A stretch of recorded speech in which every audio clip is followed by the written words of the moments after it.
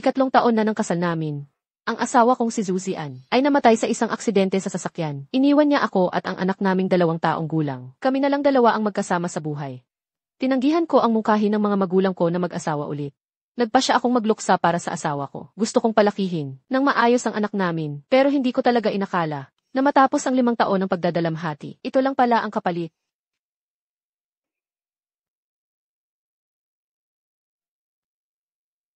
Ang natanggap ko ay isang malupit na katotohanan.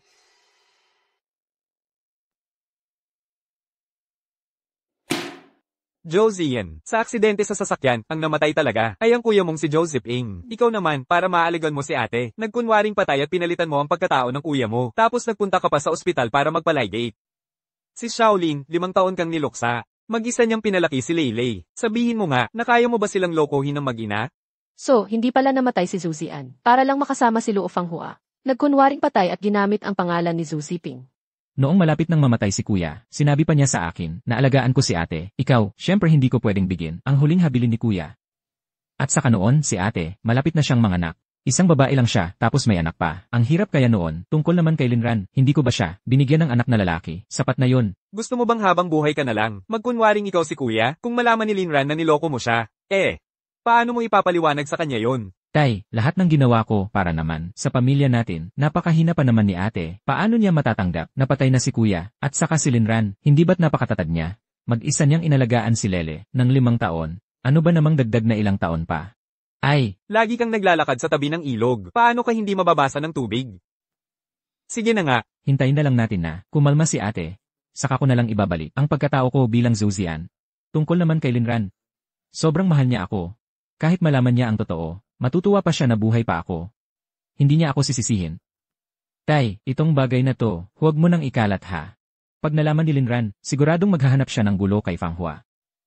Ay tay, bumalik ka na lang bukas sa probinsya para hindi ka na makadagdag ng abala. Sa amin ni Fanghua dito. Ikaw.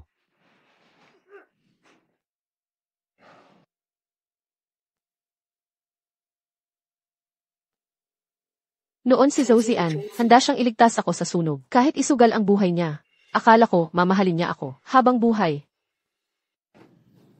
Tulungan mo ako.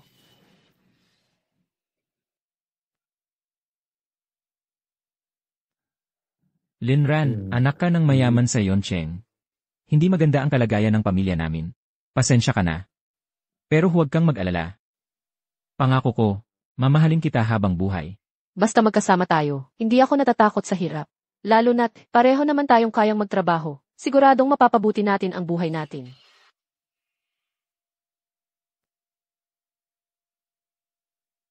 Nini, para sa unang araw mo sa eskwela, Sadyang nagpareserba si Papa at Mama. ng kainan para sa'yo. Sama-sama tayong magdiwang, okay ba? Okay. Kuya. Kuya. Si Lele, mataas ang lagnat at nawalan ng malay. Pwede niyo ba siyang dalhin sa ospital? Ay nako. Nawalan lang naman ng malay, hindi naman siya mamamatay. May ospital naman malapit sa bahay, lakarin mo na lang siya papunta roon. Pero kung mag-drive pa ako, aabuti ng kalahating oras. Hindi na makakapaghintay si Leylay. Kung lakarin ko lang. Nakakaawa talaga si Hipag. Walang lalaki sa bahay. Sayang, ang hirap pa namang magpareserba sa restaurant na yon. Hindi kami pwedeng mahuli. Ay. May isa pang sasakyan sa bahay. Dalhin mo na agad si Leylay sa ospital. Kung mapabayaan mo pa, baka tuluyang maapektuhan ang utak ni Leylay dahil sa lagnat. Paano mo ipapaliwanag yun kay Zian na namatay na? Nini, tara na. Kain na tayo. Kuya. Pakiusap, ihatid mo na si Lele. Sa ospital, kuya. Kuya. Kuya. Lel. Lel. Dadalhin kita sa ospital.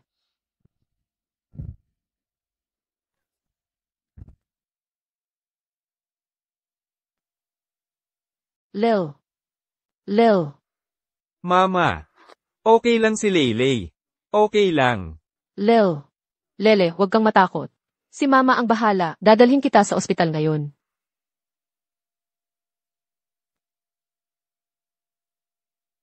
Lahat pala ng ito, palabas lang ni Zuzian. Nagkunwari siyang patay ng 5 taon, para lang makasama ang babaeng mahal niya, si ate. Zuzian, dahil iniwan mo kami ng anak mo, at hindi mo man lang kami inalala. Kami na rin, ang tatalikod sa iyo.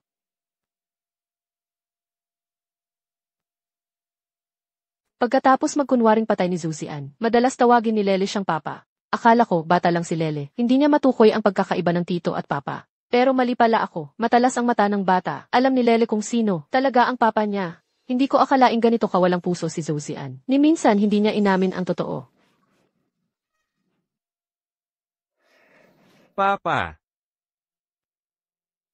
Lele, tingnan niya kita.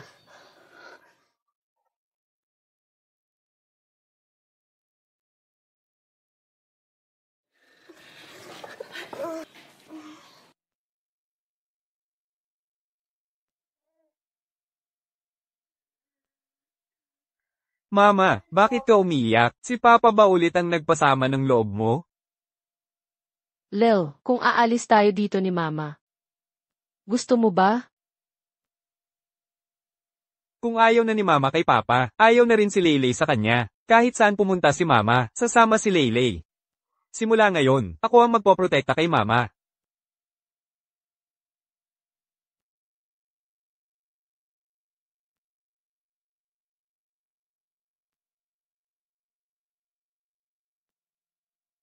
Ma, hindi ba't ang pamilya Jayang sa Yoncheng 33 beses nang nagpadala ng proposal para mag-asawa ako ulit? Pumayag na ako. Fanghua, nagpaligate na ako.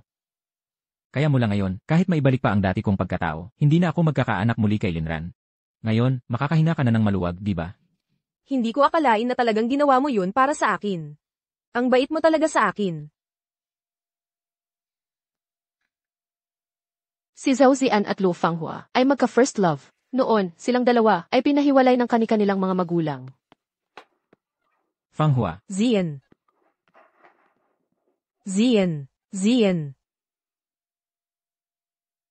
Pinakasalan ni Luo Fanghua ang kuya, si Zhao Ziping, pero hindi ko inisip kailanman na kahit si Zhou Zian pa ang mapangasawa ko. At nagkaroon kami ng anak na si Lele, hindi pa rin niya nalimutan ang pagmamahal niya kay Luo Fanghua bago ko pa nalaman ang totoo.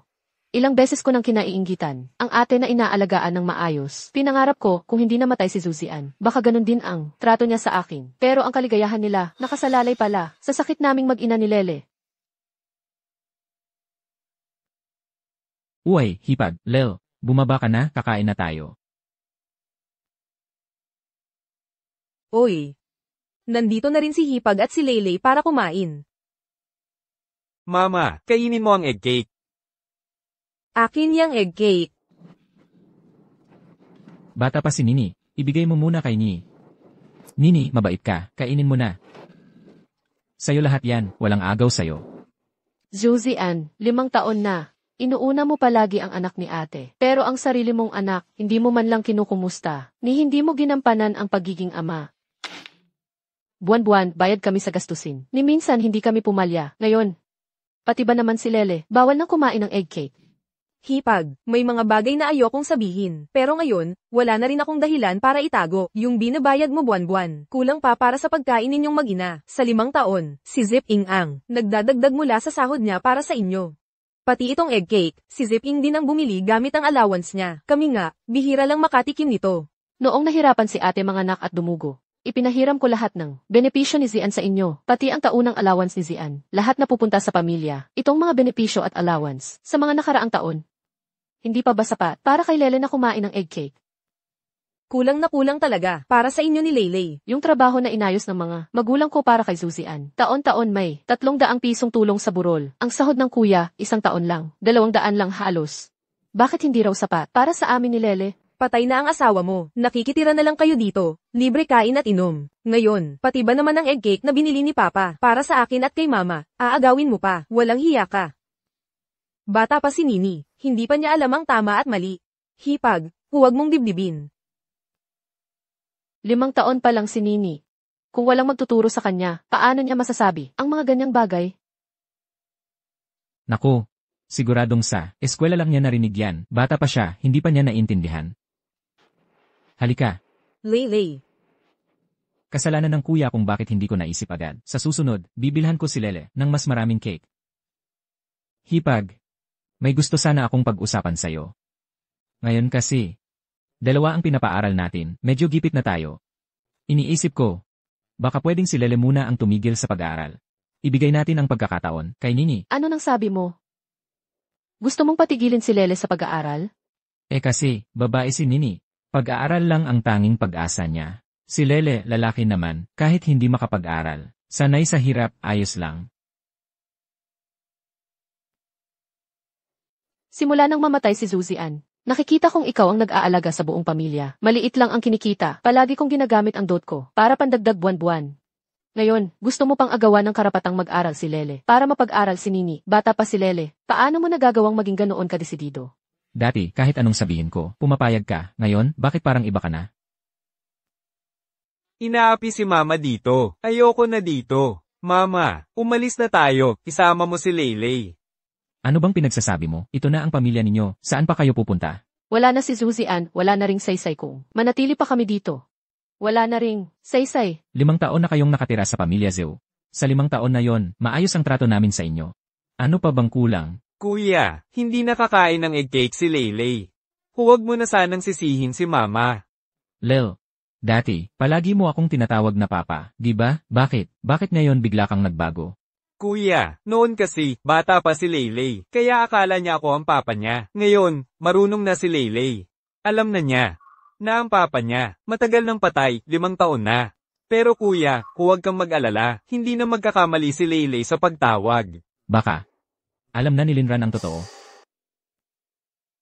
Linran, si Lel, kahit hindi ko siya tunay na anak, para sa akin, parang tunay ko na rin siyang anak. Hipag, huwag kang magpakalayo. Pamilya pa rin tayo. Yung tungkol sa pag-aaral ng mga bata, pwede pa nating pag-usapan. Dahil napansin mong naging malamig ako sa'yo, at hindi ka na tinatawag na papa ng anak ko. Natatakot kang malaman ang totoo. Nagsisisi ka ba? Zuzian, tama ang sabi ng kuya. Kahit gaano pa tayo kalapit, hindi ka pa rin ang tunay na ama ni Lele. At kahit wala na akong asawa, kaming mag-ina, kaya naming mabuhay ng maayos. Lel, alis na tayo.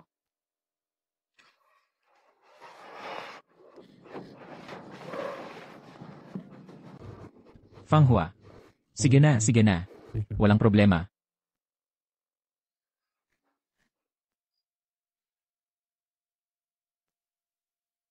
Ang sarap ng cake. Simula nang magkunwaring patay si Zuzian, lahat ng dating kay Lele, napunta na kay Nini. Anak ko, kahit simpleng egg cake, kailangan pang umayon sa gusto nila. Ma, kumain ka rin. Lele, mabait ka. Simula ngayon, kung anong gustong kainin ni Lele, bibili si Mama ng kahit ano para kay Lele. Lele, mula ngayon, hindi ka na muling masasaktan. Tara na.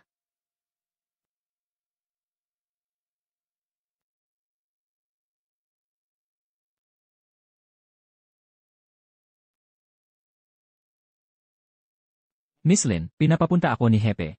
Para dalhan ka ng isang sulat. Pagkalipas ng 3 araw, ipapakita ko sa'yo ang pinakabonggang kasal. Pinapapunta kayo dito ni Hepe Jayang, para lang ihatid ang sulat na ito. Oh, At ito pa, ang regalo sa unang pagkikita. ito. Ito ang namamanang jade bracelet ng pamilya Jayang. Ikaw at si Hepe, magkababata kayo. Si Hepe, sa dami ng taon, hindi pa nag-asawa, hinihintay ka niya. Itong namamanang pulseras, iniutos talaga ni Hepe, na ako mismo ang mag-abot sa'yo. Si Hepe Jayang ng Yonsheng, kilalang kilala at iginagalang. Pero para lang hintayin ako, isang biyudang may anak, 5 taon siyang hindi nag-asawa. Hindi ko akalaing kahit ganun siya ka-proud. Talagang naghintay siya para sa akin. Nang ganito katagal. Pakisabi kay Jayang Jinghuai. Pagkatapos ng 3 araw. Ihintayin ko siyang pakasalan ako. CJ.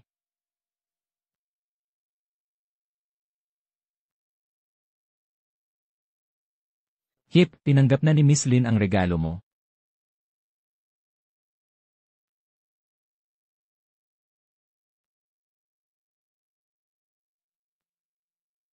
Uy, Lele, tignan mo, binilhan ka ng itlog ni Tito. Linran. Ako ang may pagkukulang sa nangyari na yon. Simula ngayon, kung anong meron kina Fanghua at Nini, magkakaroon din kayo ni Lele. Hindi na kailangan, para hindi magalit si ate at si Nini kapag nalaman nila. Tito, simula ngayon si Mama ang bibili ng cake para kay Leylay. Ayaw na ni Leylay ng mga bagay mo. Zip-in. Sinabi na ni Leylay na ayaw niya na. Huwag mo nang pahirapan si Leylay. Hipag, bata pa si Leylay. Natural lang na mahilig siya sa merienda. Kahit pa, may sama ka ng loob sa kuya mo at sa akin. Hindi mo dapat idamay si Lele, tama ba? Linran, kahit galit ka pa sa akin, hindi mo dapat hayaan na hindi na ako kilalanin ni Lele. Huwag mong kalimutan, sino ba ang nagtaguyod sa inyo nitong mga taon na to? Ibalik mo sa akin. Ang kwintas ko. Akin yan. Ibalik mo sa akin yan.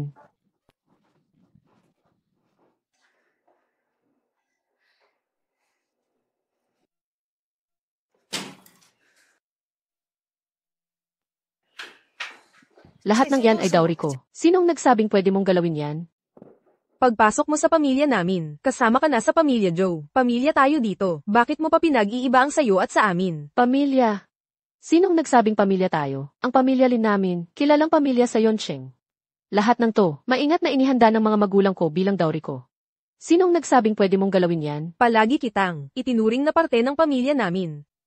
Hindi ko akalain na kahit ilang taon na ang lumipas, minamaliit mo pa rin ang pamilya Joe. Talagang iniisip mo na isa kang tunay na senyorita. Ano, sinasabi ko sa'yo, pagpasok mo sa pamilya Zhu, parte ka na ng Zhu, kahit ang mga dowry mo, sa Zhu na rin yan. Tama nga, Zuzian, ito pala ang tunay mong ugali. Ilang taon ko na ring nakikita na gipit ang pamilya Zhu.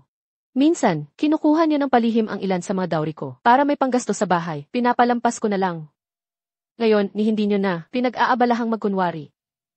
Fanghua, siya ang hipag mo. Kwintas lang naman yan. Kung gusto niyang isuot, hayaan mo na siya. Saka ikaw, biyuda ka na. Anong silbi ng mga dowry mo? Sinasabi ko sa'yo, lahat ng yan ay sa Zhu. Subukan mong galawin kahit isa ngayon.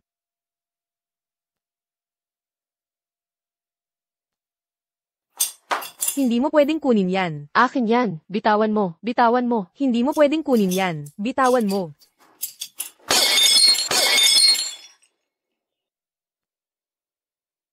Ito ang paboritong antique vase ng tatay ko. Linran.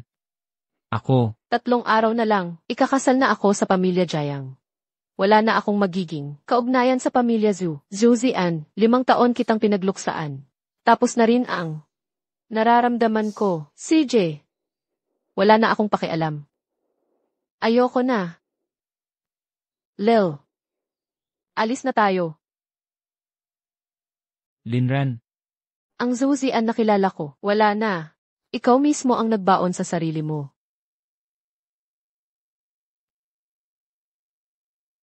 Ang ganda ng suot mo, anak. O, kayo namang bagong kasal. Tingin dito sa kamera. Ngiti, 3, 2, 1. Ang dami ng customer na pumupunta sa shop ko. Pero ikaw ang una na nagsuot ng damit na to, na sobrang bagay sa'yo. Wala na si Zian. Bakit ka pa nag-aayos ng ganyan? Para kanino pa? Birthday ko ngayon. Naisip ko na isama si Lele pabalik sa bahay ng magulang ko. Kahit birthday mo, hindi ka dapat magbihis ng ganyan. Masyadong pansinin. Byuda ka na ng bunso natin. Kung ganyan ang suot mo sa labas, siguradong may masasabi ang mga tao. Dapat mag-ingat ka rin sa imahe mo. Bumalik ka na at magpalit ng damit. Sige, naiintindihan ko na. Sige na, zip-in. Malapit nang magsimula ang sine. Umalis na tayo. CJ, Si Mama ang pinakamagandang bride sa buong mundo. ilabas mo lahat ng pinakamagandang wedding dress sa shop para mapili ni Madam. Lahat ng gastos, sagot ng pamilya Jiang. Tandaan mo, ang pinakamaganda lang, ang bagay kay Madam. Madam, kung gusto mo itong damit na to, ipapak ko na para sa'yo. Mahal siguro ang gown na to. Ano? Hindi mahal. Selling ngayon. Kung alin ang gusto mo, pili ka lang. Isa pa, bagay na bagay din. Sa'yo ang wedding gown na to. Subukan mo nga. Ang pamilya Jiang ay isang prominenteng angkan. Si Commander Jiang, makapangyarihan at respetado. Hindi ko akalain na ganyan siya kaalaga kay Madam. Sobrang maasikaso. Gawin mo lang ang trabaho mo. Huwag kang makialam.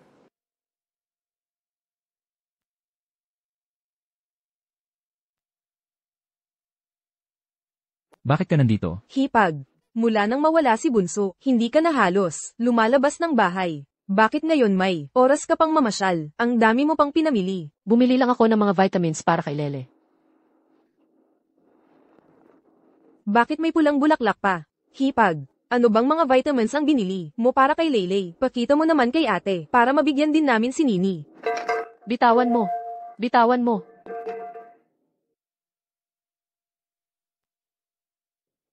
Ano to? Bunso kong hipag, 5 taon ka nang nagluluksa para kay bunso kong bayaw. Araw-araw, puro itim o kulay abo lang ang suot mo. Bakit ngayon parang may gana ka nang magpalit ng damit? Bumili ka pa ng pulang-pulang bestida. Tapos itong pulang palamuti sa buhok mo. Parang pangkasal lang yan, di ba? Ganyan lang naman ang suot ng bagong kasal. Magpapakasal ka ulit? Kuya, pakigalang mo naman ang sarili mo. Di ba sabi mo para kay Zuzian, habang buhay kang magluluksa? 5 taon pa lang namatay si Zian. Ganito ka naka-excited, mag-asawa ng iba. Huwag mong kalimutan. Niligtas ka ni Zian noon. Sinabi ko nga yan. Pero ang kapalit naman, kunwari lang palang patay ang asawa ko. Iniwan kami ng anak ko. Araw-araw pa naming nakikita. May kasama siyang ibang babae. Bunso kong hipag, may pagkukulang ba ang Pamilya Joe sa'yo? Alam ni ate, ang hirap magpalaki ng anak mag-isa. Pero sa harap ng puntod ni bunso kong bayaw, nangako ka na habang buhay kang magluluksa para sa kanya. Kung babawiin mo ang pangakong yun, ano na lang ang sasabihin ng mga kapitbahay? Ano ang tingin nila sa pamilya natin? Bunso kong hipag. Kahit wala na si Zian, ako ang kuya ni Zian, responsibilidad ko na alagaan ka at si Lele. Saka, dati naman si Lele, tinurig na akong tatay, di ba? Kung may problema kayo, sabihin nyo lang sa akin. Hindi ikaw ang tatay ni Leyley. Patay na ang tatay ni Leyley. Bumili lang naman ng bagong bestida, si bunso kong hipag. Bakit parang ang owa mo mag-react? Sobrang close ni bunso kong hipag at ni Zian. Imposibleng magpakasal siya ulit. Na naman. Dahil sobrang close sila ni Zian, siguradong tutuparin niya ang pangako niya. Sinabi ko ngang magluluksa ako habang buhay para kay Zian. Pero, sobrang mahal ako ni Zian. Kahit magpakasal ako ulit, sigurado akong, suportado pa rin niya ako. Hindi siya papayag. Isa kang balo, may anak ka pa. Bukod sa manatili sa pamilya Zhou, sino pa bang lalaki ang tatanggap sa'yo? Malaki na si Lele ngayon. Bakit pa ako mag-aasawa ulit? Nagbibiro lang naman ako kay kuya. Kuya, wag mo nang seryosohin.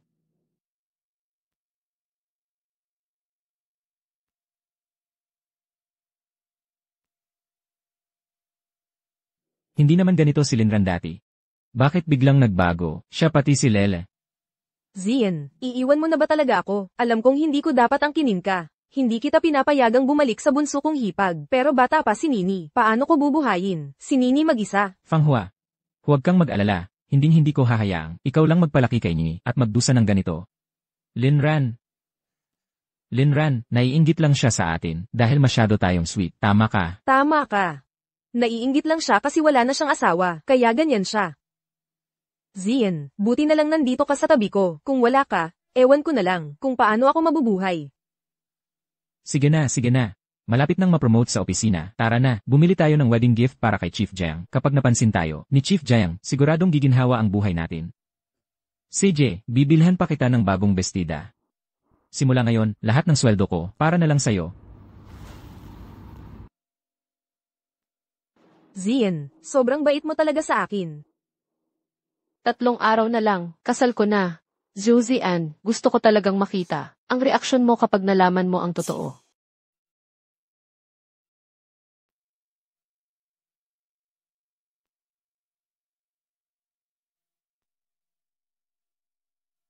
Linran, alam mo ba na hindi patay si Zian? Wala si Zuzian. Ate, lumabas na rin ang tunay mong kulay. Alam kong si Zuzian, hindi lang buhay pa, nagkunwari pa bilang si kuya, at nagsama pa kayo ni ate bilang mag-asawa. Kaya pala, naiinggit ka sa akin. Sinadya mong i-pastress si Zian para sa inyo ng anak mo. Gusto mong gamitin to para pilitin siyang bumalik sa'yo. Sayang lang. Sa puso ni Zian, ikaw at si Leyley, hindi nyo kayang tapatan kahit isang hibla ng buhok namin ni Nini. Si Zuzian na iniwan.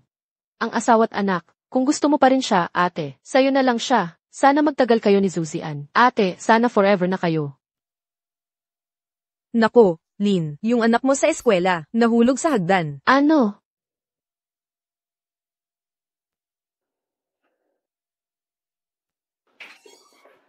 Doktor, Napaka-espesyal ng blood type ng pasyente. Kung hindi agad makahanap ng tamang dugo, delikado ang buhay ng bata. Hindi tugma ang dugo mo, kailangan hanapin ang tatay ng bata.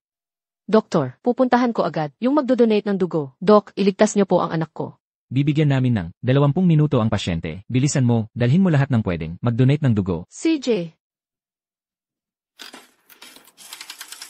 Na-confine si Lel. Kailangan ng dugo. Pumunta ka agad sa ospital.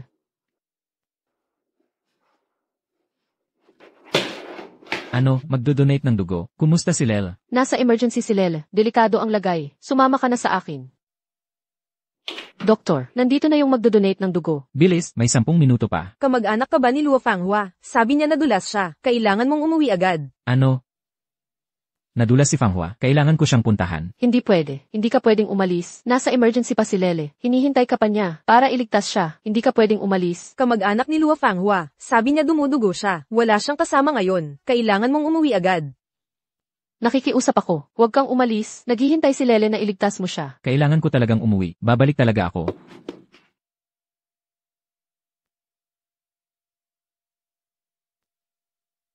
Nasa bingit ng kamatayan si Lele. Hindi mo siya pwedeng pabayaan. Ang laki ng ospital na to. Siguradong may mahahanap kayong tugma sa dugo ni Lele. Hindi ko makita. Ikaw lang ang natagpuan ko ngayon.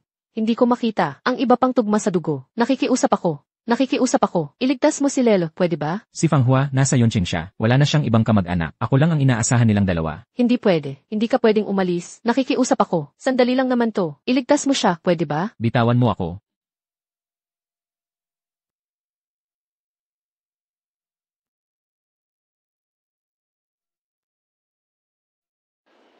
Josie Ann. Si Lele ay anak mo mismo. Ikaw ba si Linran? May naghahanap sa'yo.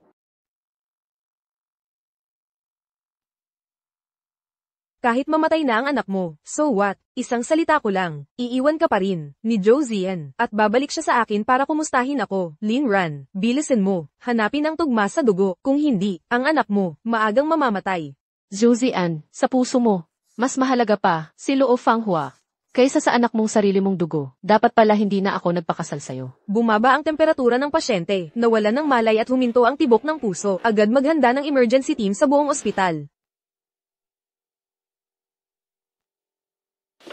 Doc, kumusta na ang anak ko? Doc, iligtas niyo po ang anak ko.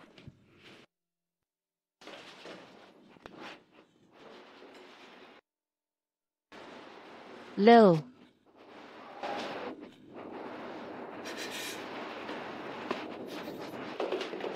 Miss Lin, nalaman ng hepe na nasa emergency si Lele, kaya naghanap siya ng 2 taong tugma ang dugo para mag-donate. Doktor, nandito na ang magdodonate ng dugo. Sumama ka na sa akin. Bilis, bilis, bilis. Josie Ann, hindi ka karapat-dapat maging tatay ni Lele. Lel. Tingnan mo. Binilhan ka ni Tito ng imported na bag. Gusto mo ba? Tito, meron na akong lumang bag na tinahi ni Mama. Josie Ann, ganyan ka naman palagi. Kapag pinakakailangan ka ni Lele, lagi mo siyang iniiwan. Tapos babawiin mo lang gamit ang mga mumunting regalo para takpan ang sakit na binigay mo kay Lele. Kuya.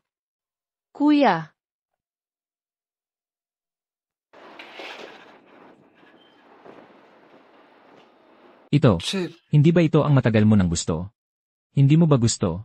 Wala nang tatay si Leylay. Si Leylay, nanay na lang ang meron siya. Kuya, hindi kukunin ni Leylay ang mga gamit mo.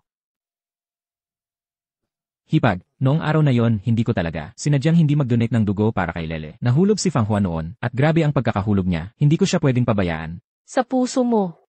Mas mahalaga palagi si Luo Fanghua at si Nini kaysa sa aming mag-ina. Ayos lang, kuya. Siyempre, si ate ang asawa mo. Dapat lang na alalahanin mo siya. Kaming mag-ina ni Lele, ulila na nga kami. Paano naman kami maikukumpara kay ate? Baka may nalaman si Linran? Linran, ikaw. Ikaw lang naman ang tito ni Lele. Paano naman kami mag-ina? Makakapal na samantalahin si kuya, ganitong regalo, hindi mo pa binigay dati, kuya. Sa susunod, hindi na rin kailangan pang magbigay. Zuzian, kung alam mo lang na bukas, ako at si Lele magiging asawa at anak na ng iba. Pagsisisihan mo ba ang lahat ng ginawa mo? Ako pa rin ang kuya mo. Kailangan ba talagang ganito ang trato mo sa akin? Alam mo namang kuya lang kita, hindi naman kita asawa. Anong karapatan mong pakialaman ako? Ano bang trato ko sa'yo? Ano ba talagang nangyayari? Bakit biglang nagbago? Bakit biglang nagbago? Kayo ni Leylay, anong ginagawa ninyo? Anong ginagawa ninyo? Zip-ing. Ano bang ginagawa ninyo kanina? Bumili ako ng bagong bag para kay Lele. Gusto ko sanang ipagdiwang ang paglabas niya ng ospital. Pero, hindi nagustuhan ni Hipag at ni Lele. Sanay si Hipag na maganda at mamahalin ang gamit. Paano niya magugustuhan ang binili mong regalo? Honey, may good news ako para sa'yo. Anong good news? Buntis ako, honey. Hindi mo na kailangang mainggit kay Hipag na may anak na lalaki sa tabi niya. Pwede rin kitang bigyan ng malusog na anak na lalaki.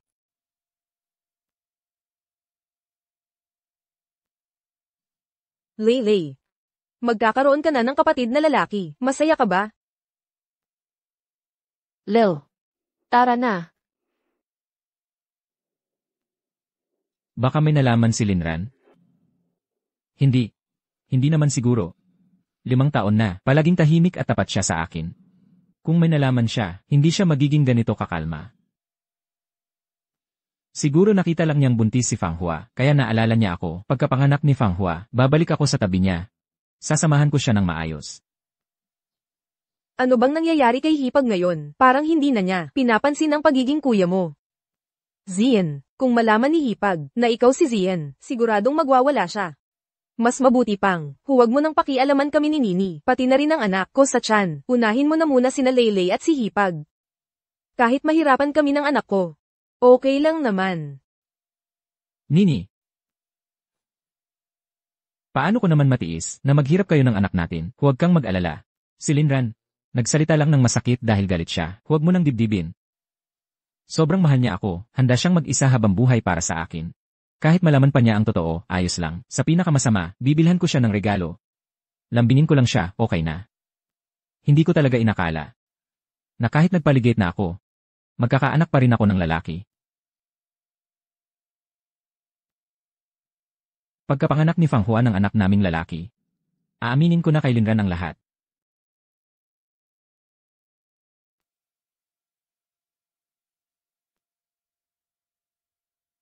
Lil, bukas aalis na tayo dito. Ayos, bukas makikita ko na si bagong papa. Gustong-gusto mo na ba siyang makita? Si bagong papa mabait kay mama, gusto ni Lele siya.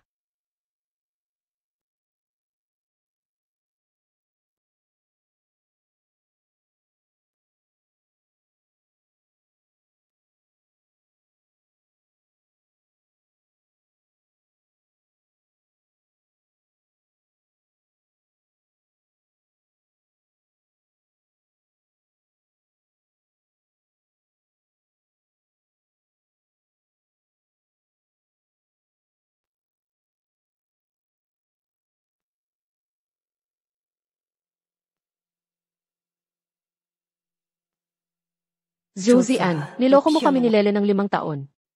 Ngayon, may anak ka na naman kay Luo Fang Hua. Simula ngayon, wala na tayong koneksyon.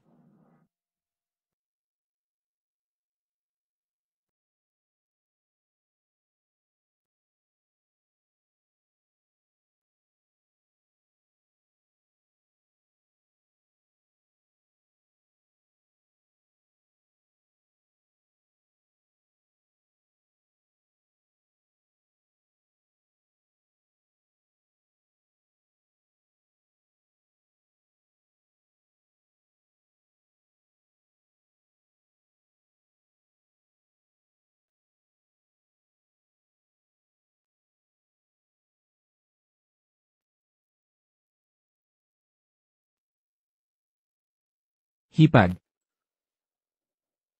Hipag, binilhan ko si Lele ng masarap na pagkain.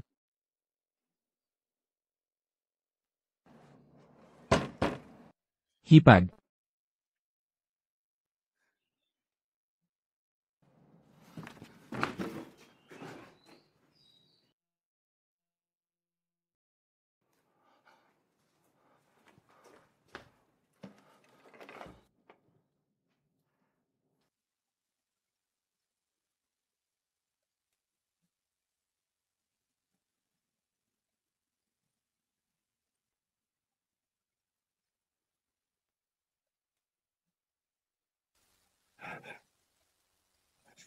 Si Linran naman, hindi rin masyadong lumalabas ng bahay.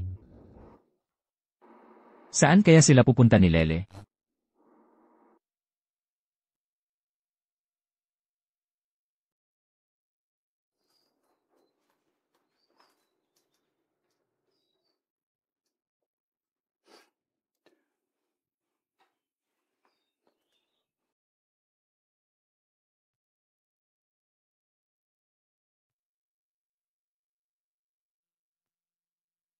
Totoo bang mag-aasawa ulit si Linran?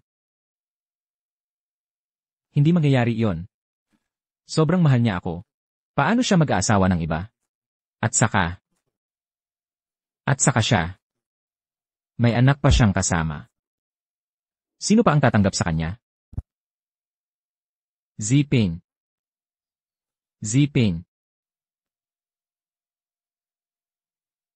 Ziping, ngayon ay malaking araw para kay Commander. Sabi ni Commander, lahat tayo, mga tauhan niya, dapat mag-celebrate.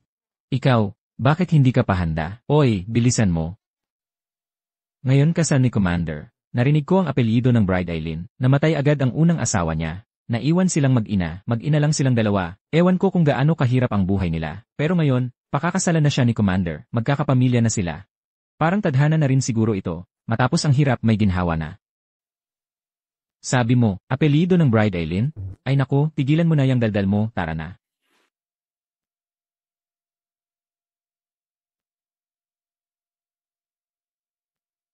Congratulations kay Commander Zhujiang. At kay Linran, sana magtagal ang pagmamahalan ninyo.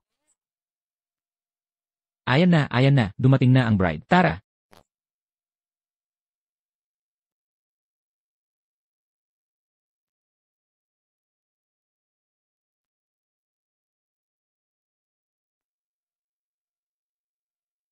Linran. Inaanyayahan natin ang bagong mag-asawa. Pareho pala ang pangalan at apelyido. Uy, andito na si ate. Zian, puro labas ka na lang. Nakalimutan mo pa ang regalo mo kay Mrs. Umuwi na ba sina Linran at Lel? Hindi pa. Talagang umalis na sila mag-ina. Talagang nagalit na sila ngayon. Buntis pa ako. Ang layo ng nilakad ko para lang dalhan ka ng regalo. Hindi mo ba iniisip kung napapagod na ako at ang anak ko sa tiyan? Hindi pa naglalakad ng ganito, katagal si Linran kasama ang anak niya. Sila, talagang nagalit na sila ngayon. Ay nako. Fanghua, anong nangyari sa'yo? Ang sakit ng tiyan ko.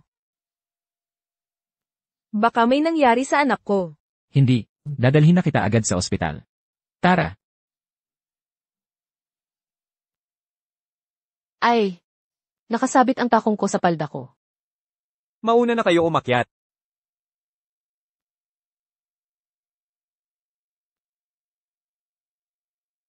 Pag nakita ito ng mga tauhan mo, siguradong iisipin nilang napalitan ka. Tingnan natin kung sino ang magtatangka. Inaanyayahan natin ang bagong mag-asawa.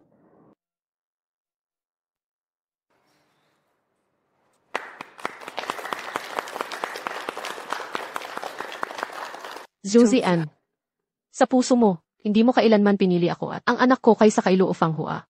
Kung ganon, simula ngayon, magkakahiwalay na tayo. Wala na tayong koneksyon.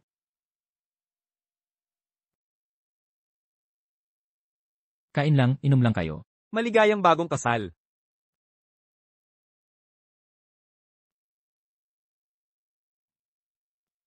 Xiaoran, salamat at pinili mong bumalik sa akin. Ako si Jiang Jingwei, nangangako na habang buhay. Aalagaan kita at si Leyley.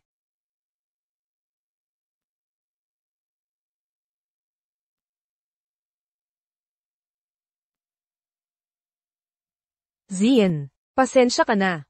Napahinto kita sa kasal ni Commander. Basta okay kayo ng anak mo, ayos na yon. Next time, huwag ka nang maglakad ng malayo mag-isa. Paano kung mapagod ka? HMM. Nag-aalala lang talaga ako sa'yo. Hindi ko rin alam kung bumalik na si Linran. Baka mamayang gabi, umuwi na si Hipag. Huwag ka masyadong mag-alala.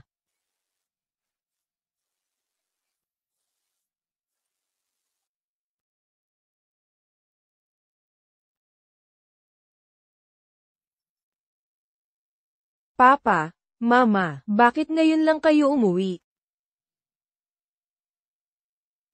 Bakit hindi pa rin umuwi si Linran?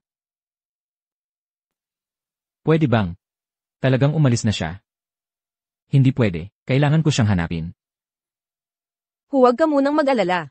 Narinig ko kay Aling sa kabila, si Hipag daw ay umuwi sa kanila kasama si Leyley. Huwag kang masyadong mag-alala.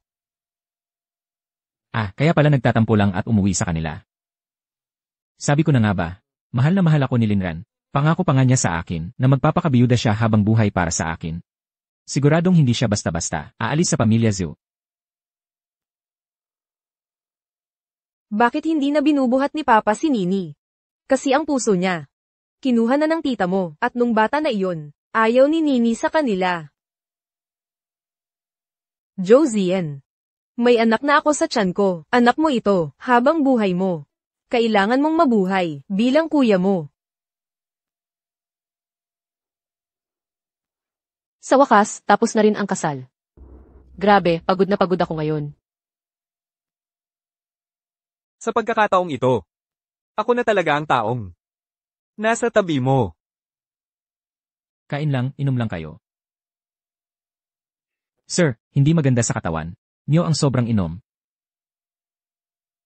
Lalabas lang ako saglit, babalik din ako agad.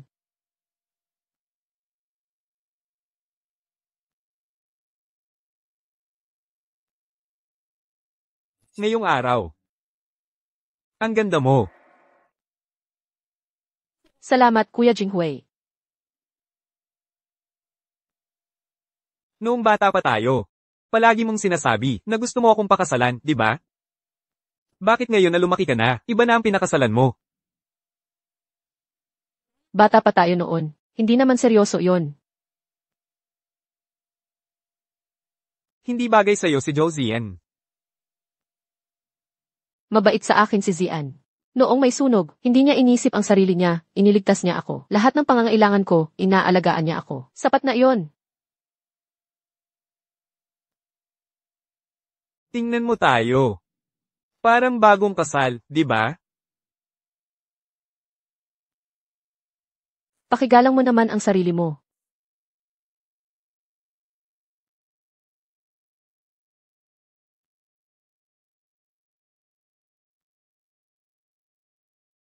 Itong araw na to. 8 taon ko itong hinintay. Itong araw na to. 8 taon ko itong hinintay.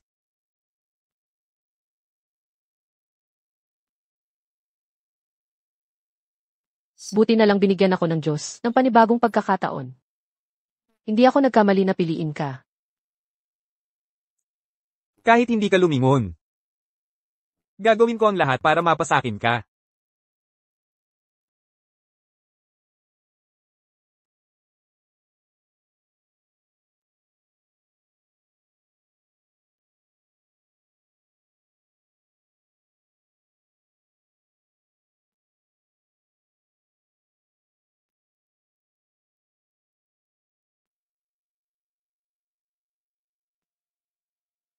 Hindi ko alam na ikaw pala ang laging nag-aalaga sa amin ni Lele. Pati trabaho ni Zhu Ziping.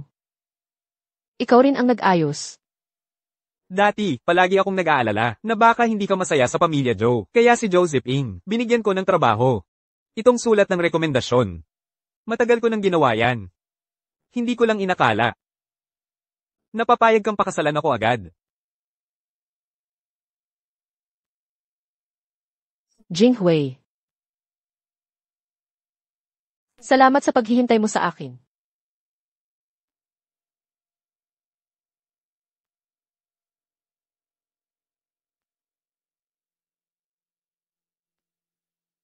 Dalawang araw na.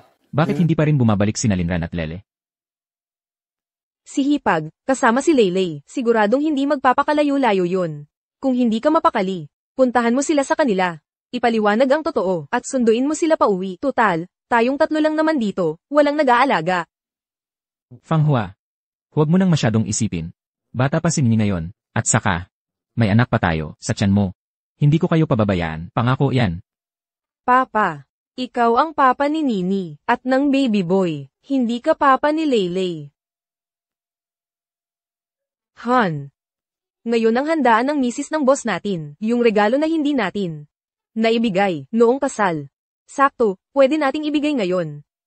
Narinig ko. Sobrang mahal daw ni Boss Jiang, ang asawa niya, kung mapapakiusapan mo siya, na magbanggit ng maganda tungkol sa'yo kay boss, siguradong mapopromote ka. Nga, basta mapasaya mo si Mrs. Tiyak na maaayos yan. Pag na-promote ka na, bibilhan kita ng malaking gintong pulseras. Totoo ba yan? Zian, ang bait mo talaga sa akin. Linran, 5 taon lang akong nawala. Ganyan ka na ba talaga? Pagbalik mo, turuan talaga kita kung paano maging mabuting asawa sa pamilya Zhu. Mamaya, ako muna ang papasok para batiin sina mama at papa. Basa na ang damit ni Lele. Ikaw na ang magpalit sa kanya mamaya. Oo nga pala. Ito, regalo ko para kina mama at papa. Mamaya, pakisuyo naman, magbanggit ka ng maganda tungkol sa akin sa harap nila. Kasi, ninakaw ko na ang pinakamamahal na anak nila. Pati apo nila. Binigay mo na nga sa akin ang pamana ng pamilya Jiang. Ano pa bang ikakabahala nila? Mama, may sorpresa kami ni Papa para sa'yo. Anong sorpresa yon? Ay, sikreto muna. Ayos lang. Pareho kayong may sikreto na. Sige, papasok na ako. Baka maghintay pa ng matagal sina mama at papa. HMM.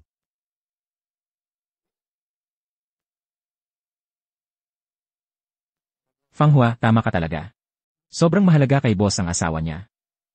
Hindi lang ingrande ang kasal. Pati itong handaan, sa mismong provincial hotel pa ginawa. Grabe, ang laki ng ginastos nila. Narinig ko, 33 beses nanligaw si boss, bago niya napakasalan si Mrs. Sobrang mahalaga talaga siya. Noong araw ng kasal, nizelayan ko si Mrs. mula sa malayo, ang ganda talaga. Pati yung anak niyang lalaki, mukhang matalino at maliksi. Isang byuda na may anak, na pangasawa pa ang boss ng Yuncheng. Swerte talaga. Gusto ko ring makita, kung gaano ba talaga kaganda ang misis ng boss. Narinig ko ang apelyido ng bride Aileen. Namatay daw agad ang una niyang asawa. Naiwan silang mag-ina. Hindi ko alam kung gaano kahirap ang pinagdaanan nila. Pero ngayon, kasal na sila ng boss natin. Pamilya na sila. Parang itinadhana talaga sila. Natapos na rin ang paghihirap niya. Si Madam ay si Madam. Syempre iba talaga siya. Yung katulad ni Linran, balo na may anak na hindi kanya. Kahit gaano pa siya kaganda. Wala ring magkakagusto sa kanya.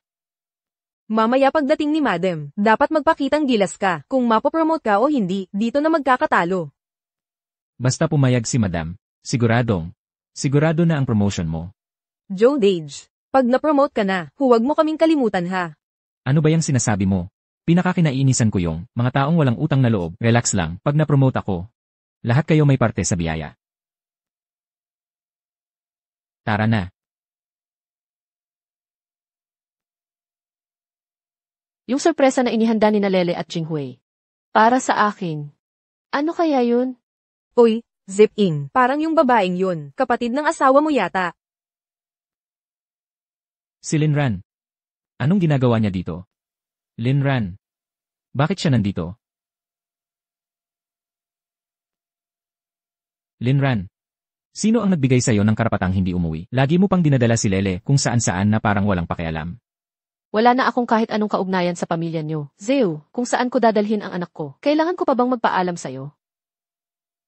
Asawa ka ni Zuzian, anak ni Zuzian si Lele, at ako ang kuya niya. Responsibilidad kong alagaan kayo. Umuwi ka na ngayon din. Bitawan mo ako. Tara. Bitawan mo. Zip-ing, bilisan mong bitawan ang hipag mo. Ang daming tao ang nakatingin. Bitawan mo. Hipag. Ikaw at si Lele, mag-ina lang kayo na magkasama. Hindi lang basta delikado sa labas. Lagi pa kayong hindi umuwi. Hindi maiiwasan na may mga tao na magchismis. Baka isipin pa nila na masama ang trato ng pamilya Joe sa inyo. Kaya sinabi yan ni Zip-ing. Para rin naman sa inyo ni Lele. Patay na si Zuzian. Simula ngayon tungkol sa amin ni Lele, wala kayong pakialam.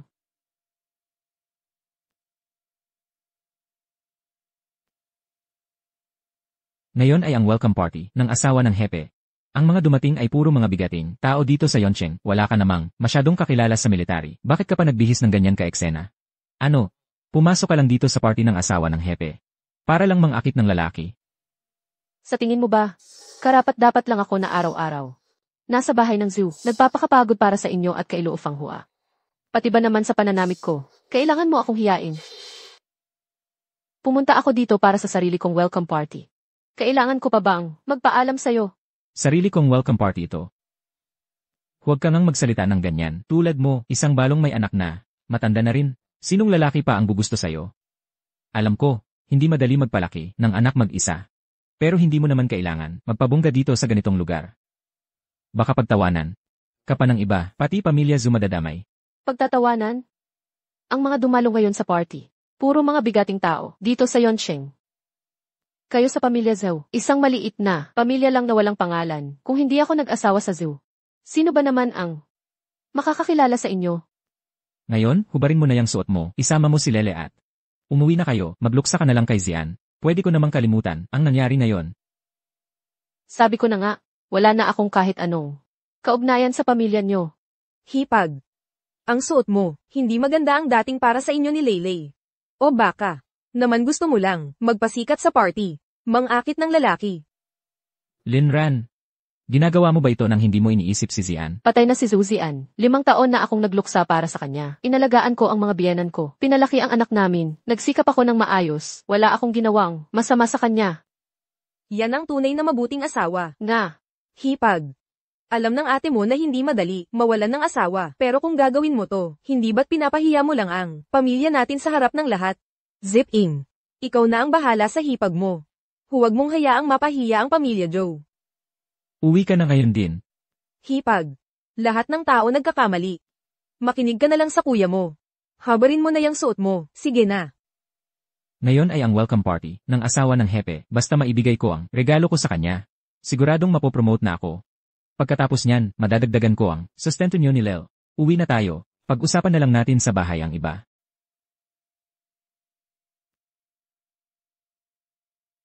simula ngayon ako at si Lele ay kasama mo na. Hindi mo na kailangang alagaan ang pamilya Zhu. Sige. Linran, huwag kang maging walang utang na loob. Tara na, umuwi ka na. Tay. Nay. Hindi pa ba umakyat si Ranran? Wala pa. Hindi ba sabay kayong dumating? Baka nasa function hall pa siya. Hindi tama to. Hindi naman siya yung tipo na bigla na lang nawawala ng walang palem. Siguradong may nangyaring masama. Bakit, Leylay? Mama? Papa? Bigla na lang sumakit ang dibdib ko kanina. Siguradong may nangyari kay Mama. Ano ba talaga ang nangyari kay Xiaoran? Samahan mo akong hanapin si Madam. Sige po. Uwi na tayo. Zhou Ziping, wala kang karapatang pilitin ako. Bitawan mo ako. Ano bang ibig niyang sabihin? Baka, nahalata na niyang hindi ako si Zhu Ziping. Hipag. Alam ng ate mo na hindi madali mawalan ng asawa sa mga taon na ito. Kung gusto mong kumain ng masarap o magsuot ng maganda, okay lang naman dahil galing ka sa mayamang pamilya. Samantalang kami ay mahirap lang. Pero hindi mo naman kailangan pahiyaing harap-harapan ng kuya mo sa harap ng maraming tao. Itong babaeng to, namatay na ang asawa, ang buong pamilya ng kuya ko, todo suporta at sakripisyo para sa kanya. Pero ni minsan hindi marunong tumano ng utang na loob. Talagang napakawalang utang na loob. Ang bait na nga, pero hindi pa rin marunong magpasalamat. Bitawan mo ako. Bitawan mo.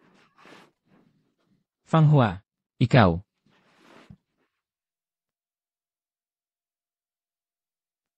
Fang Hua, ayos ka lang ba? Ayos lang ako, zip-in. Hindi ko inakala na pati ang hipag ko ay gustong ipahamak ang batang dinadala ko. Hindi ko akalaing para kay Luo Fang Hua, sasaktan mo ako. Linran, hindi ko inakala na ganyan ka kasama. Alam mo namang, buntis na si Fang Hua, pinilit mo pa rin siyang itulak ng malakas. Gusto mo ba talagang ipahamak ang anak natin? Sobrang lupit mo. Walang utang na loob, mas malala ka pa sa hayop. Ayos ka lang ba?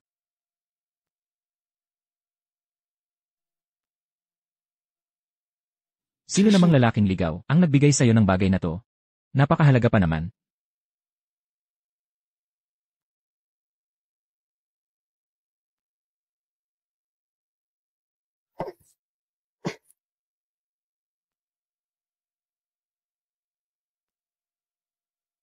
Medalya. Isauli mo sa akin. Ganito kamahal. Siguradong galing sa lalaking ligaw mo. Ayos, ha? Matagal mo na palang, kabit ang lalaking yon. Tingnan ko lang kung hindi ko to basagin. Zhou Ziping. Kapag binasag mo yan, pagsisisihan mo talaga. Ano?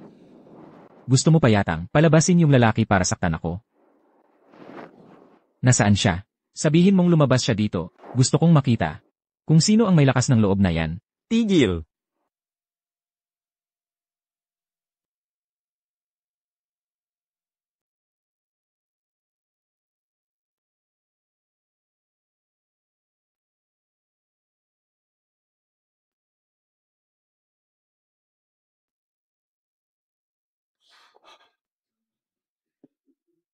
Ran.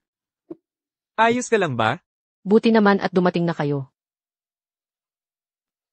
Ngayon ang welcome party ng asawa ko. May naglakas loob pang apihin siya dito. Talagang wala nang takot mamatay. Kayong dalawang masama, nagawang saktan ng mama ko, hindi kayo. Palalampasin ni Papa at ako. Asawa pala siya ng hepe. Lahat ng nanakit sa asawa ng hepe, walang makakaligtas. Hindi ko akalaing si Linran pala ay. Napangasawa si Jiang Hepe.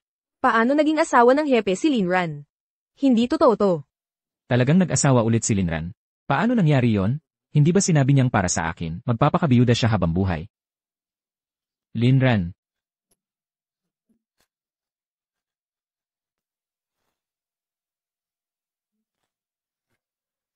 Ran. Gising ka na.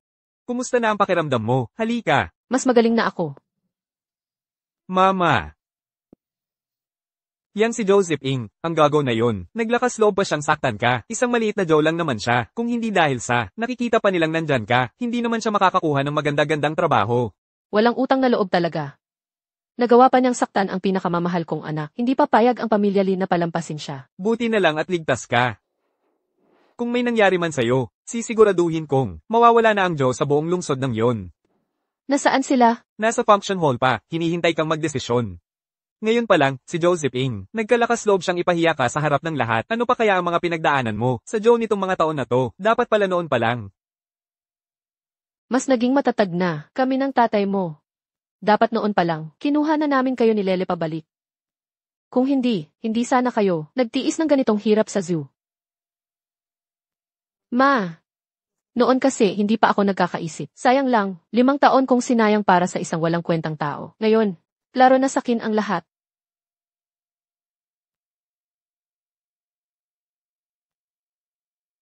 Si Jinghuai, ilang taon akong hinintay. Hindi ko na siya bibigin. Pati si Leylay. Yung dalawang yun. Ano plano mong gawin sa kanila? Samahan mo akong makita sila. May mga bagay din na kailangan kong ayusin kay Zuzian. Josian, di ba matagal na siyang patay? 5 taon na ang nakalipas. Ran, anong ibig mong sabihin? Ah, wala. Ang ibig kong sabihin, may utang sakin ang zoo.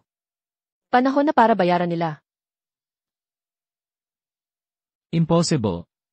Bakit mag-aasawa ulit si Linran, at ang mapapangasawa pa niya?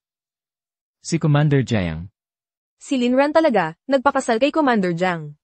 Byuda lang naman siya. Bakit siya naging asawa ng Commander?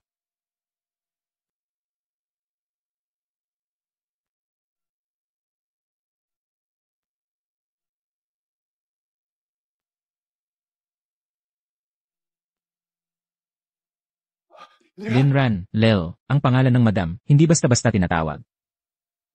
Linran, totoo bang nag-asawa ka ulit? Asawa na ako ngayon ni Jiang Jinghuai. Linran, di ba nangako ka sakin, na habang buhay mo akong ipagluluksa? Ranran, sinabi mo yan mismo, nakalimutan mo na ba? Bakit mo nagawang? Magpakasal sa iba? Linran. Ako si Zuzian. Linran. Ako si Zuzian. Hindi talaga ako namatay. Sa loob ng 5 taon, ang dami mong pagkakataon para sabihin ang totoo. Pero pinili mong makasama si Luo Fanghua. Hindi mo man lang inisip kung paano kami ni Lele nagtiis. Ngayon na lang nang malaman mong totoo na nagpakasal ako ulit. Saka ka nagsisisi. Lil, dadalhin kita sa ospital.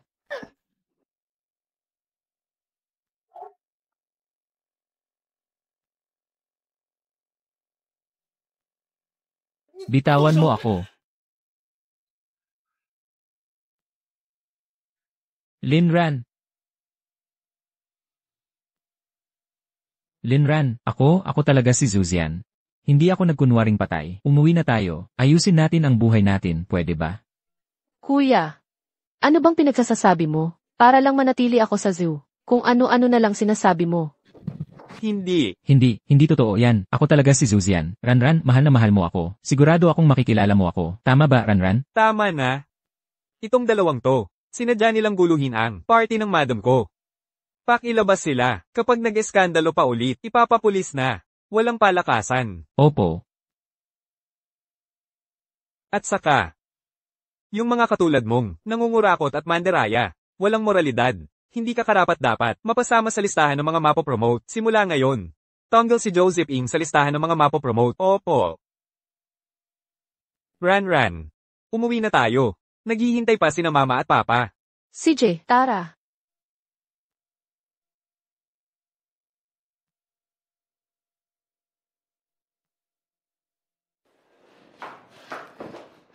Nagpakasal talaga ulit si Linran.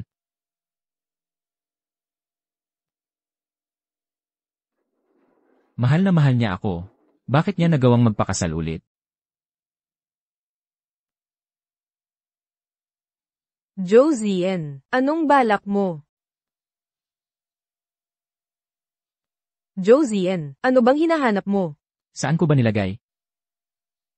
Nagpakasal na talaga si Linran. Asawa na siya ni Commander Jiang. Tanggapin mo na ang totoo.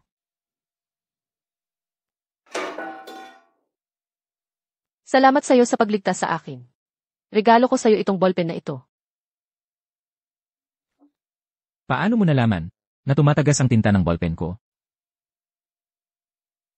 Si Linran, sobrang mahal niya ako. Sigurado akong hindi lang niya agad matanggap ang katotohanan ng buhay pa ako. Basta malaman lang niya ang totoo. Sigurado akong magbabago ang isip niya. Basta malaman lang niya na buhay pa ako. Sigurado akong hihiwalayan niya ang asawa niya at babalik siya. Sigurado akong hihiwalayan niya ang asawa niya at babalik siya. Magising ka nga, Josian. Ikinasal na siya sa iba. Ngayon, ako at ang anak ko sa tiyan ko na lang ang tanging pamilya mo. Hindi totoo yan. Si Linran, hindi lang niya alam na buhay pa ako, sobrang mahal niya ako. At in-law, 5 taon na ang nakalipas, ang namatay ay si kuya ko. Natakot lang akong hindi mo kayanin ang katotohanang patay na si kuya ko, kaya nagkunwari akong si kuya para makasama ka. Ngayon, malaki na rin si Nini. Unti-unti mo na ring natanggap ang katotohanang patay na si kuya. Kaya, panahon na rin siguro para bumalik ako sa pamilya ko. Josian, lalaki ka pa ba? 5 taon na tayong magkasama. Ngayon buntis na ako sa anak mo. Tapos basta ka na lang aalis. Anong gagawin ko? Pati ng anak ko sa tiyan ko. Ni minsan ba hindi mo naisip na si Linran ang nagdusa para sa'yo, naging balo, at mag-isang pinalaki ang anak niya? Kaya mo ba talaga? Wala ka bang pakialam kahit sa asawa at anak mo? Tapos ngayon tatanungin mo ako kung kaya ko ba?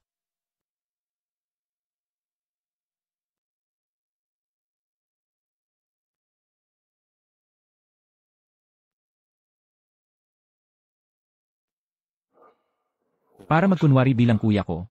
Para mapaniwala si Linran na ako si Zhu Ziping. Ako mismo ang gumawa ng peklat na ito.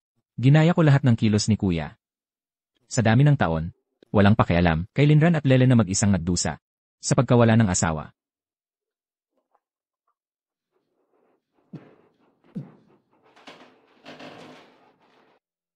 Nakikiusap ako sa'yo. Iligtas mo siya, please. Bitawan mo na. Hindi pwede.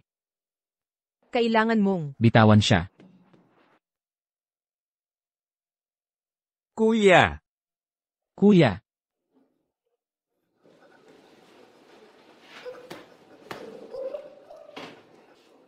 Nagsisisi ako. Sobrang nagsisisi talaga ako. Pupuntahan ko sila at susuyuin pabalik. Josian, wala kang puso.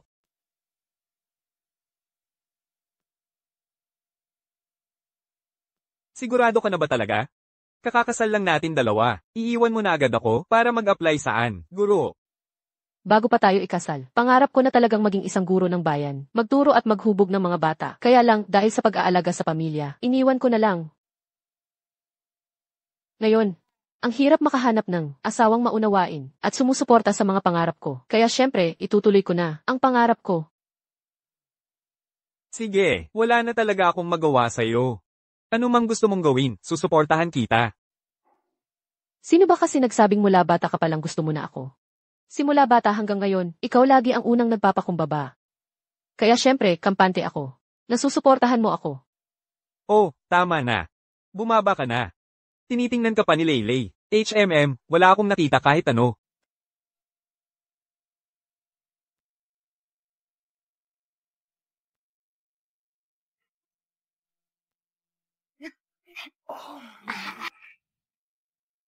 O sige, alis ka na. CJ,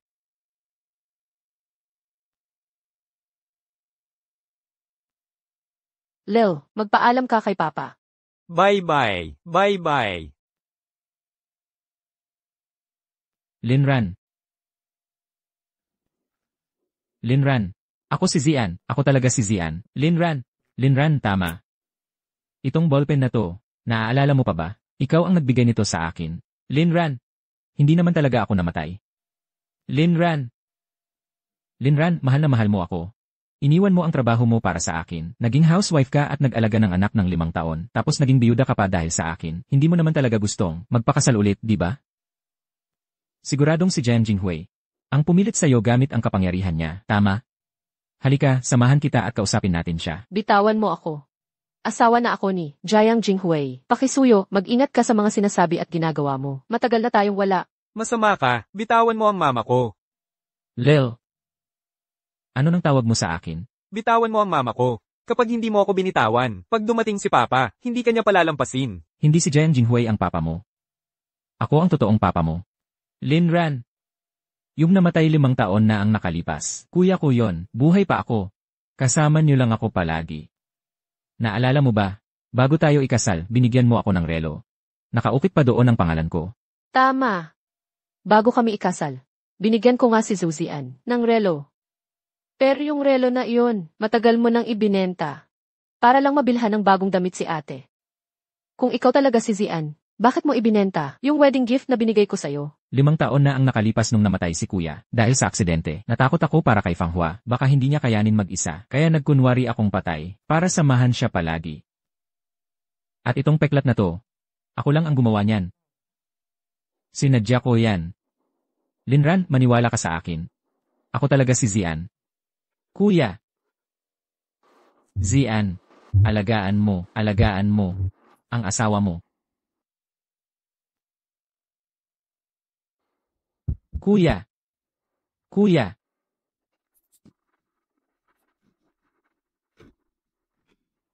Kuya, huwag kang mag-alala. Aalagaan ko ng mabuti si ate.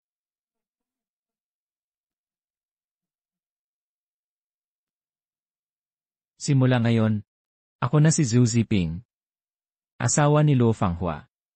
Aalagaan ko ng mabuti si Fanghua at ang anak niya sa sinapupunan.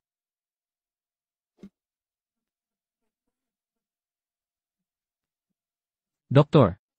Doktor.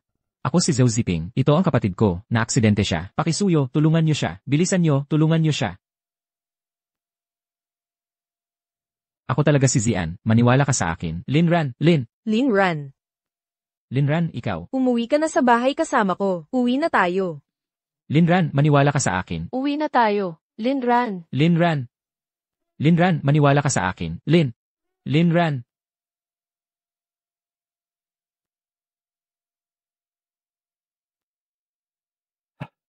Lil.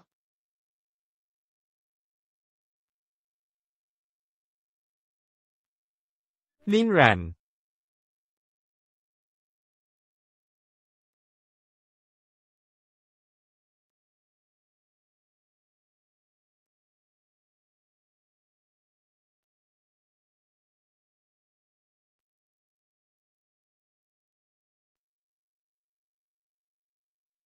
Tara, Papa. Ay, Tara na.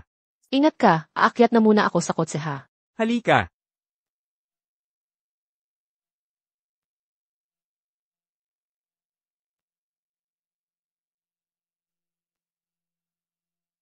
Linran. Leylay. Sobrang nagsisisi na ako.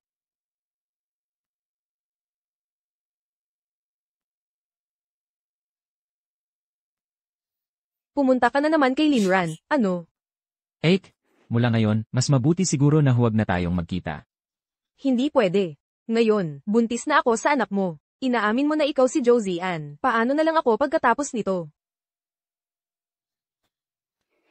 Inalagaan na kita ng 5 taon. Hindi ka pa rin ba kontento?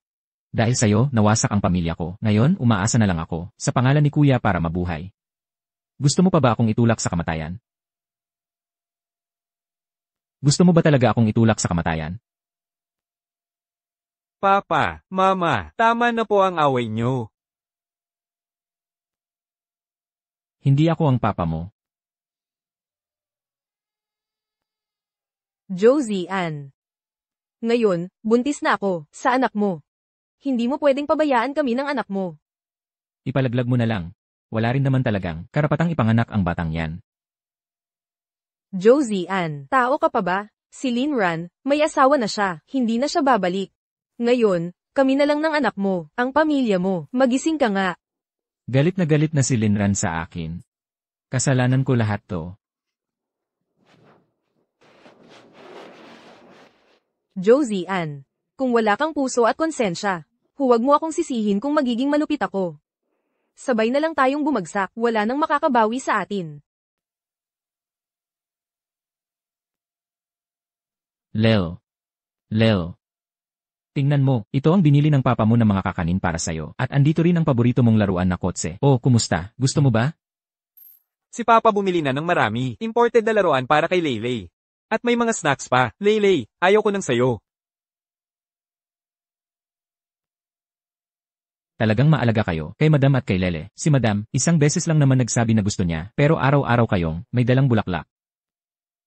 Ginasto ko yun.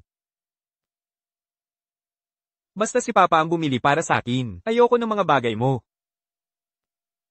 Lele, anong sinasabi mo? Bakit mo tinatawag na papa ang iba? Sinabi mo na, hindi ka naman Papa ni Leylay. Pinapatawag mo lang akong tito. Bitawan mo ako. Ayaw ni Leylay sa'yo. Bitawan mo. Bitawan mo. Ayoko sa'yo. Sabi ko bitawan mo ako. Linran, nagkamali ako. Alam ko, galit ka.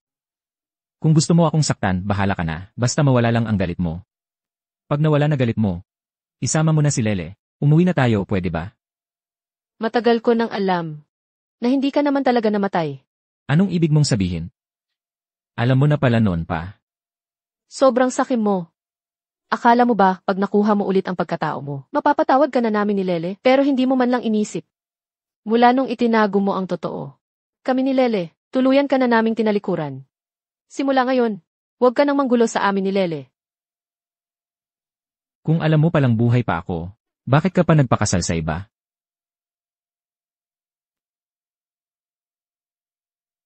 Joseph Ng. Para pigilan si Shaoran na mag-asawa ulit. Ilang beses mo silang ginulo ni Leylay. Ang ginagawa mo, lumalabag na sa batas. Akala mo ba, wala akong gagawin sa'yo? Si Linran, asawa ko siya. Ikaw ang lumalabag sa batas. Inagaw mo ang asawa ko. Isasampa ko to sa pulis. Matagal nang patay si Josian, 5 taon na.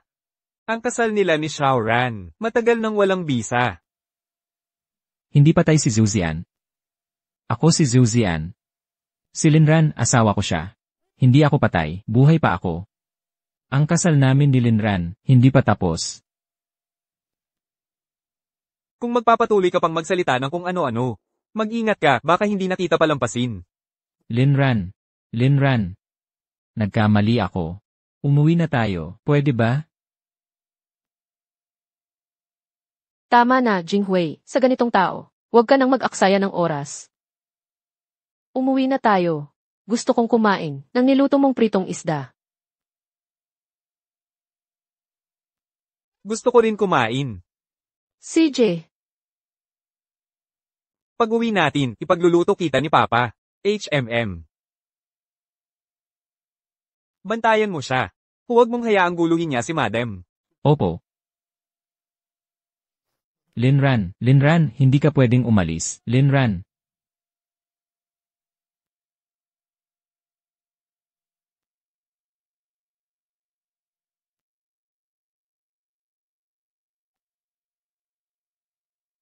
Halika, Leylay. Hawakan mo ang bag mo. Mamayang gabi, babalikan ko kayo. salamat kay Commander Jayang. Kahit sobrang busy, lagi pa ring may oras para sunduin kami araw-araw. Gusto lang ni Papa na mas makasama si Mama.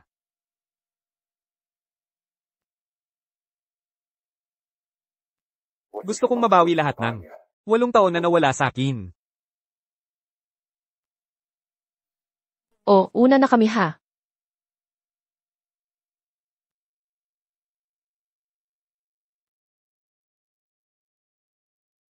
Lahat ng ito, dapat sana akin lahat.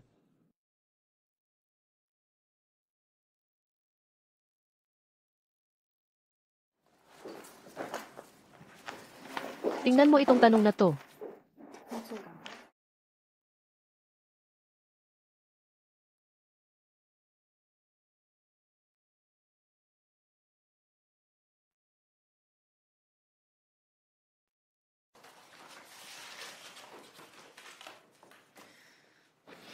Xiaoran. Bakit nandito ka na naman? Hindi ba ikaw si Zhou Ziping, tatay ni Nini? Xiaoran, alam ko talagang nagkamali ako. Bigyan mo pa ako ng isang pagkakataon. Patawarin mo na ako, pwede ba? Sinabi ko na, ako at si Lele, wala nang kinalaman sa inyo. Wala na akong anumang relasyon sa Zhu family ninyo. Huwag mo na akong guluhin. Xiaoran, Lumayas ka dito. Xiaoran, Lumayas ka dito. hoy, Lumayas ka. Lumabas ka. hindi mo pa rin ako pinapatawad. Linran, alam ko talagang nagkamali ako. Bakit ayaw mo pa rin akong patawarin? Sinasabihan kita, pag inistorbo mo pa ako, hindi ka palalampasin ni Jinghui. Linran. Ngayon, seryoso na ako. Alam ko na talaga ang pagkakamali ko. Tayong tatlo, bumalik na tayo sa dati nating buhay. Pwede ba? Papa. Lumayo ka. Masamang babae. Si Papa ay para sa amin ni Mama. Huwag mong agawin. Zhou Ziping, hindi ba ikaw si Kuya Linran? Anong ginagawa mo dito? Kung hindi ka pa aalis, tatawag na ako ng guard. Linran.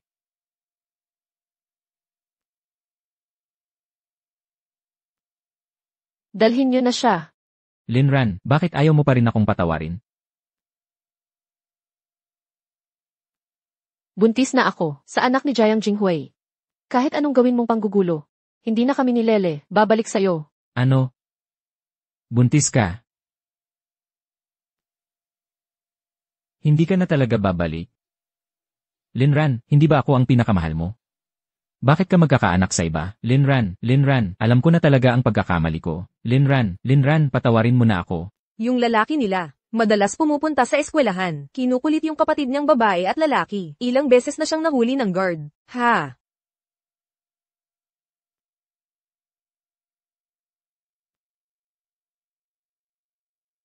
Mama, si Papa ba? Iniwan na tayo. Pumunta siya sa school kanina para hanapin si tita. Pero bakit hindi na niya pinapansin si Nini? Anong klaseng buhay to? Napakasama talaga. Oo nga, iniwan na niya tayo. Bumalik na kayo agad sa bahay.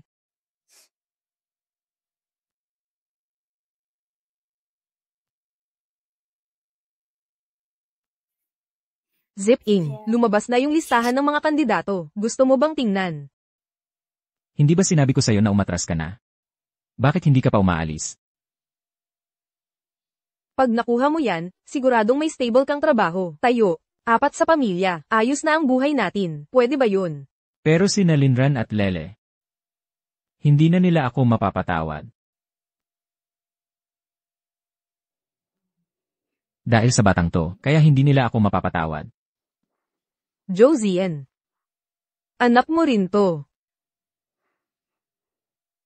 Kasalanan mo rin, dahil sa batang to, kaya hindi na sila babalik.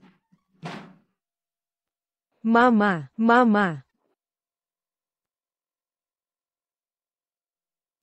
Alam ko na talaga ang mali ko. Patawarin niyo na ako, pwede ba? Patawarin niyo ako. Anak ko.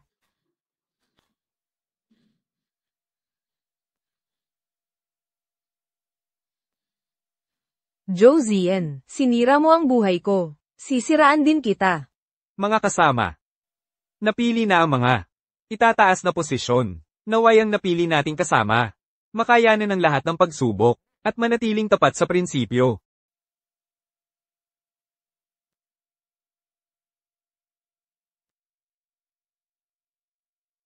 Sir, katatanggap lang namin ng isang sulat ng reklamo.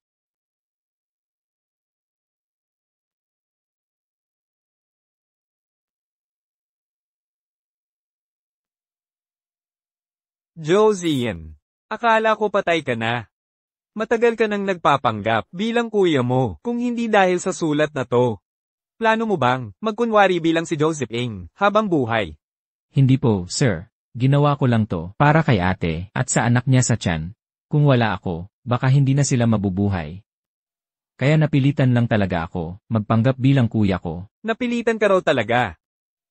Pinakinabangan mo lahat ng benepisyo ng pagkakakilanlan ng kuya mo, tapos palihim mong pinatulan si ate. Pinapahirapan mo ang tunay mong asawa at anak. Kung nagkaroon ka lang sana ng konsensya kahit minsan, hindi mo gagawin, magpanggap bilang kuya mo, 5 taon, guard. Dalhin si Josian para imbestigahan ng opisina. Pananakit sa kapwa. Pagpapanggap ng pagkakakilanlan. Ilegal na relasyon. Pagnanakaw ng bayad mula sa pabrika. Lahat ng ito, sabay-sabay na kasalanan, hindi palalampasin. Dalhin na siya. Josian, salamat pa rin sa'yo. Dahil sa napakagago at walang konsensyang ideya mo, nakapag-asawa ako kay Linran.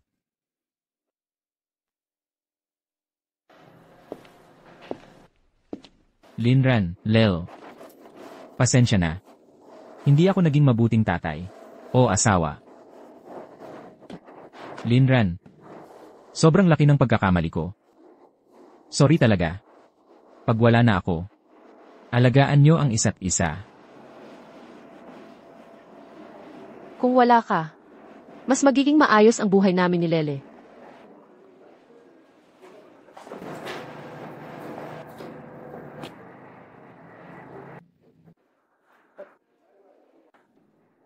Bakit kayo nandito?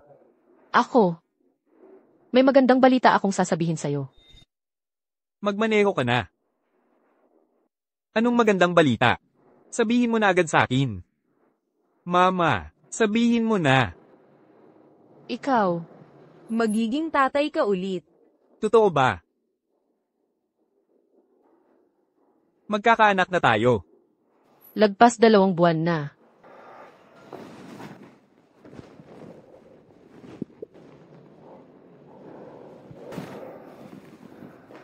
Bakit lumalakad ka pa ng malayo? Sige na. Sa kotse na lang tayo mag-usap. Tara.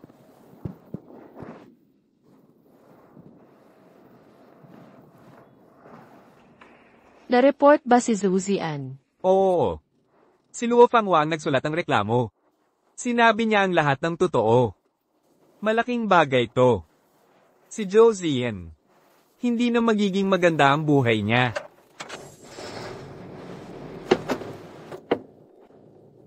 Pinili niya yan. Wala siyang ibang dapat sisihin. Pero nagpapasalamat pa rin ako sa kanya. Dahil napansin ko agad ang totoo. At natauhan ako sa oras. Nadala ko si Lele, pinakasalan kita. At nagkaroon tayo ng anak. Luo Fanghua. Ang chismis tungkol kina Luo Fangwa at Josian, kumalat na sa buong lugar. Malaki na ang tiyan niya, kaya kailangan niyang iluwal ang bata. Ngayon, mahirap na ang buhay niya. Gusto lang niyang alagaan siya ni Zuzian. Hindi niya inisip na kapag nalaman ang totoo, ganito ang mangyayari. Siya rin ang may kasalanan. Si Zuzian, nabunyag ang pagpapanggap bilang kuya niya. At hinatulan ng 10 taon sa kulungan. Si Luo Fanghua, matapos, mabunyag ang relasyon nila ng bayaw niya, umalis siya, dala si Nini, at ang malapit ng ipanganak na anak, iniwan ang Yoncheng, at hindi na nakita. Ako naman, nanganak ako ng anak, namin ni Jingsun. Kami, 4 sa pamilya.